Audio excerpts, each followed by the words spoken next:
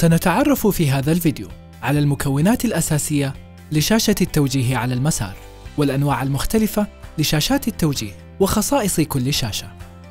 شاشة توجيه المسار تحتوي على المكونات التالية: مسار التوجيه، المسافة للمنعطف التالي وسهم يبين اتجاه الدوران، مكانك الحالي، شريط معلومات المسار، زر تغيير معلومات المسار. خيارات العرض لمعلومات المسار هي اسم الشارع ومدة الرحلة وموعد الوصول.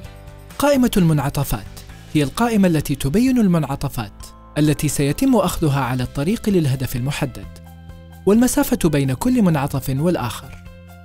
شاشة الأسهم هي الشاشة التي يتم فيها عرض مسار القيادة عن طريق عرض أسهم توجهك للهدف. عند قيادة السيارة على طريق سريع يتم عرض شاشة التوجيه على الطرق السريعة. في هذه الشاشة يتم عرض الزمن والمسافة المتبقية لأقرب مخرج، ويتم أيضاً عرض نقاط الاهتمام القريبة منك. عند الاقتراب من المخرج يتم عرض المخرج والمسافة المتبقية للوصول إليه، وعند الاقتراب من تقاطع يتم عرض شاشة التوجيه عند التقاطع. يصدر نظام التوجيه تنبيهات صوتية عند الاقتراب من تقاطع أو نقطة انعطاف. في حال خروج السيارة عن مسار التوجيه يبحث النظام تلقائياً عن المسار مرة أخرى.